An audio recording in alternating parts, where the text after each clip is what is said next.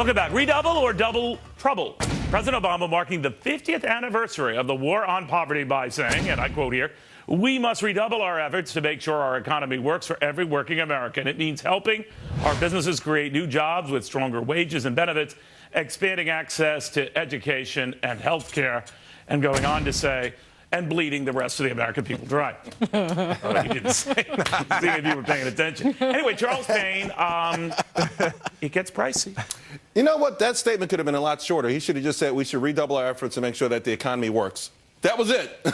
And then you would solve the rest. I mean, the notion that, okay, we've only spent $20 trillion on this thing. How about $40 trillion? Because that should do it. How about not re-examining the programs?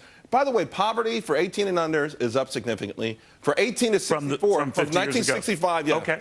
For 18 to 64, it's up 37%. I think these numbers are mind-boggling. And if you look at all the things that they're proposing right now, they look just like the acts that were passed back then. Usually when you do something bad, you don't want to double down on doing the same bad thing. And that's, I think, what worried me about what the president said, because even if you argue we had a nominal improvement in the poverty rate, when you look at the 18 and under and all that, it's still really bad. And we spent trillions. So you got to redo something. The rate is essentially the same. It's about 15, 18%. So what have we proven?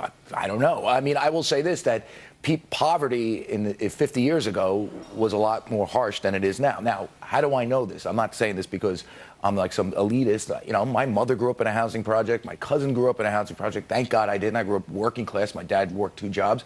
But I'm telling you, people in housing projects do have color TVs. And so they do what's the point, though? Is the point, though, that people are too comfortable in poverty and they'll never escape it as long as thank you for making part of my point. Yes, that's part of the problem here. And the other point is this: there are root causes to poverty. Listen, the New York Times spent a lot of time, a lot of the ink on this poor girl who, you know, they followed her through the homeless system, and she lives in like this horrible homeless shelter. Her parents are bad parents. Their mother's a methadone, is an addict. I think she's on methadone. She's had 3 marriages. They have kids all over the place. The father isn't there. That's part of the equation. It's a huge part of the equation here, and money just doesn't really address that. Well, and you could even argue, Dick, we had the money back then. We don't have the money right now. And you really got to look at, all right, let's say you really want to address something bad going on.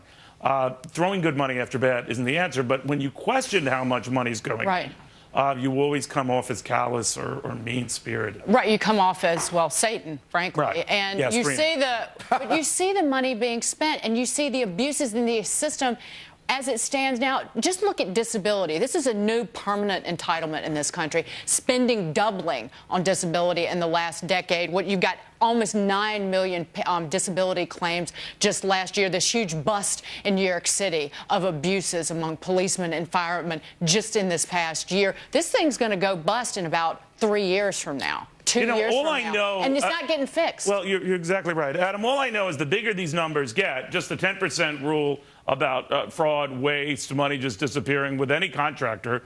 Not the contractors work on my house, mind you. But I'm just saying that any rule of thumb says it's going to disappear, and these numbers are going to get gargantuan, and we never address this because we're too afraid to, because it looks like we're being callous SOBs when we don't. I'll start by saying, should we clean up, improve entitlements? Of course, absolutely, we should. But I would say before we raise another penny for them. No, that I reject. Not before we raise another, because we have to do both. You ask, can we afford this? We don't do both, Adam. You know we don't do both. We never have. And we should. I mean, we get to make the rules here on this show, right? I should eat a salad, but I don't. I'm just saying that we don't do that. But it would be the wrong reaction, because we don't do that, to say we should stop. We should not envision a society where we help people who are in need. Charlie made the point. There have been great successes from these programs. Maybe we put a dollar cap on it, and maybe after 20 trillion we say, all right, we stop. We redo the ban. Again, I'm the Reagan optimist. Once again, we are still a powerful economy. We still can afford these things. All right. I wish we had more time to expound on this, but we don't. In the meantime,